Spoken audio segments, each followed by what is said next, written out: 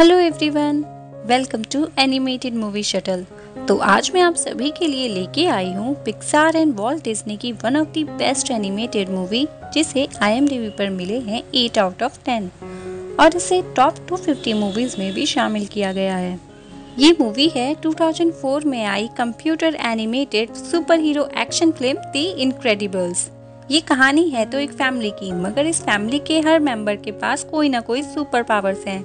तो चलिए मेरे साथ सुपर हीरो की इनक्रेडिबल दुनिया में। मूवी की शुरुआत में हमें मिस्टर इनक्रेडिबल यानी बॉब को दिखाया जाता है, जो वेडिंग सूट पहने कार ड्राइव कर रहा होता है। तभी उसे रेडियो पर रॉबरी की खबर मिलती है, तो वो सुपर हीरो के कॉस्ट्यूम पहन के और अपनी ऑर्डिनरी सी कार को ट्रांसफॉर्म करके रॉबर्स को पकड़ने निकल पड़ता है। रॉबर्स को पकड़ने के बाद वो एक आदमी को सुसाइड करने से भी बचाता है और एक बैंक रॉबर को रॉबरी करने से रोकने की कोशिश कर ही रहा होता है। तभी वहाँ मिस्टर इनक्रेडिबल का नंबर 1 फैन सिंड्रोम आ जाता है, जो एक सुपर हीरो बनना चाहता है। सिंड्रोम के कारण वो रॉबर्स बच निकलता है और रेलवे ब्रिज भी टूट जाता है। मिस्टर इनक्रेडिबल किसी तरह ट्रेन को ब्रिज से नीचे गिरने से बचा लेता है और इलास्टिक गर्ल से शादी करने चला जाता है और वो दोनों शादी कर लेते हैं। इसके बाद हमें दिखाया जाता है कि टाउन में सब लोग सुपर हीरो को बैन करने की बात करने लगे हैं। मिस्टर इनक्रेडिबल पर उस सुसाइड करने वाले आदमी और ट्रेन एक्सीडेंट में घायल हुए लोगों ने केस फाइल कर दिया होता है और हर जगह सुपर हीरो पे क्रिमिनल चार्जेस लगा उनके अगेंस्ट प्रोटेस्ट हो रहा होता है। इस कारण गवर्नमेंट एजेंसी सुपर हीरोज को अपनी रियल आइडेंटिटी छुपाकर नॉर्मल ह्यूमन बीइंग की तरह रहने को कहते हैं। सुपर हीरो रीलोकेटिंग प्रोग्राम के कारण सारे सुपर हीरो अंडरग्राउंड हो जाते हैं।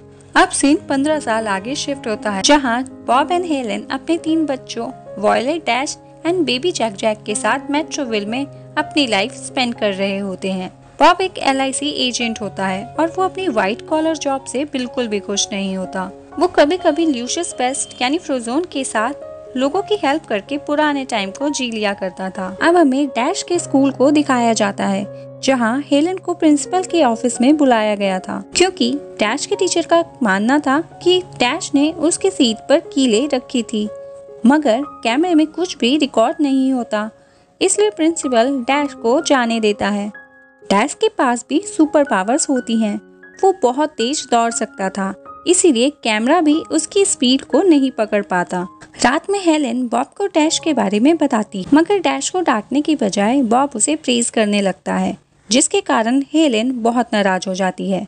इस कारण बॉब खाने की टेबल से बिना कुछ खाए पिए उठ जाता है और डैश एंड वॉयलेट आपस में किसी बात पे झगड़ने लगते हैं। तब बॉब एंड हेलेन किसी तरह दोनों बच्चों को रोकते हैं और तभी वहाँ फ्रोजोन यानी ल्यूशियस आ जाता है। बॉब एंड ल्यूशियस वेडनेसडे नाइट बाहर जाया करते थे और उस दिन भी वेडनेसडे होता है। वो दोनों बाहर जाने के बहाने लोगों की हेल्प किया करते थे, जहां उन्हें मालूम चलता है कि एक बिल्डिंग में आग लगी है। लोगों को बचाने के चक्कर में वो एक ज्वेलरी शॉप में जा पहुंचते हैं और चोरी के इल्जाम में जेल जाने से बाल बाल बचते हैं।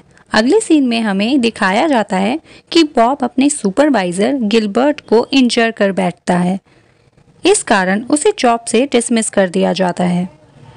जब वो घर पहुंचता है तो उसे मिराज नाम की एक लड़की का सीक्रेट मैसेज मिलता है, जिसमें वो बॉब को एक गवर्नमेंट एजेंसी के लिए काम करने का ऑफर देती है, जिसमें उसे एक सैवेज ट्राइपॉड लाइक रोबोट को डिस्ट्रॉय करना होता है।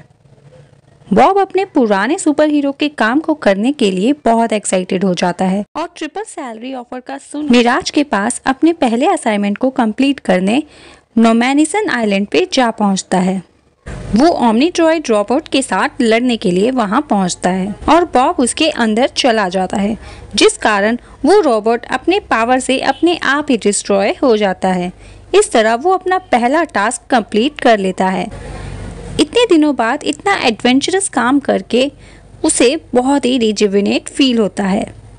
बॉब अपने नेक्स्ट असाइनमेंट के लिए खुद को फिजिकली फिट करने में लग जाता है।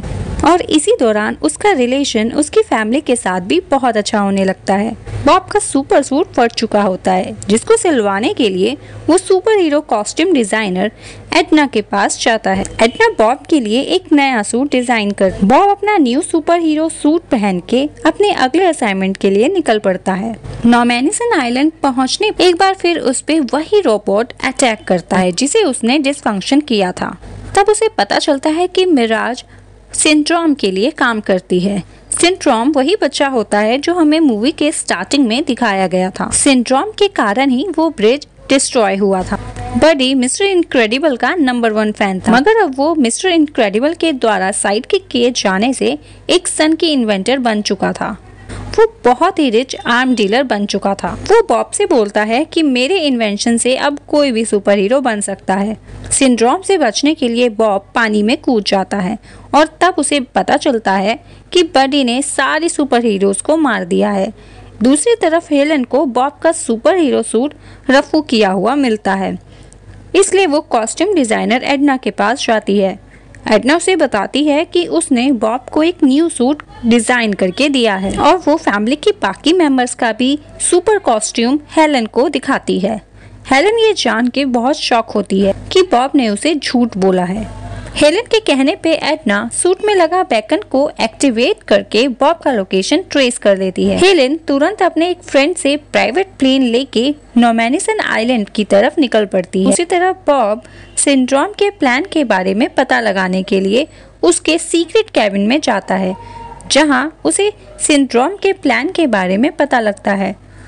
सिंड्रोम सारे सुपर हीरो को मार के उस ट्राइपॉड रोबोट को टाउन में तबाही मचाने के लिए भेजने वाला था, और जब वो सैविज रोबोट पूरे शहर में तबाही मचाने लगता तो सिंड्रोम वहां खुद सुपर हीरो बन के सब ह्यूमंस की जान बचाने जा पहुंचता, जिससे उसके सुपर हीरो बनने का सपना पूरा हो जाता। बॉब वहां सब जांच पड़ताल कर ही रहा होता है, तभी हेलन के बैकन एक्टिवेट करने से वहां अलार्म बजने लगता है और बॉब वहां ट्रैप में फंस जाता है। हेलेन आइलैंड पे उतरने के लिए परमिशन मांगती है और अपनी सुपर हीरो कॉस्ट्यूम को पहनने जाती है।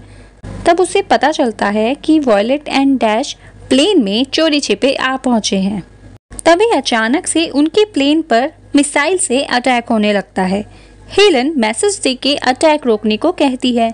वो बोलती है ये गवर्नमेंट एजेंसी का प्लेन है एंड प्लेन में बच्चे भी मौजूद हैं, मगर सिंड्रोम अटैक करना नहीं रोकता, इसलिए प्लेन में बहुत बड़ा विस्फोट हो जाता है और प्लेन डिस्ट्रॉय हो जाता है। हेलेन डैश एंड वॉयलेट को अपने सुपर पावर का यूज करके किसी तरह आइलैंड पर पहुंचाती है। हेलन केव में आग जलाकर डैश एंड वॉयलेट वहीं पर रुकने का बोल के बॉब को ढूंढने चली जाती है। उधर सिंड्रोम बॉब को बोलता है कि तुमने जिन लोगों को सिग्नल देके बुलाया था मैंने उनको डिस्ट्रॉय कर दिया है और वो लोग अब मर चुके हैं। ये सुनकर बॉब गुस्से में आग बबूला हो जाता है और वो सिंड्रोम को पकड़ने के लिए आगे बढ़ता है, मगर मिराज बीच में आ जाती है। बॉब मिराज को जान से मारने की धमकी देता है, मगर सिंड्रोम कहता है मुझे कोई फर्क नहीं पड़ता, तुम मिराज को मार दो। बॉब किसी निर्दोष की जान नहीं ले सकता था, इसलिए वो मिराज को छोड़ देता है। मिराज सिंड्रोम की इस हरकत से बहुत ही शॉक हो जाती है और तब उसे समझ आता है कि वो किस गलत आदमी का साथ दे रही थी, इसलिए मौका पाते ही मिराज बॉब को खोल देती है और उसकी फैमिली के जिंदा होने के बारे में भी बताती है। बॉब अपनी फैमिली के जिंदा होने के बारे में सुन के बहुत खुश होता है और मिराज को गले से लगा लेता है।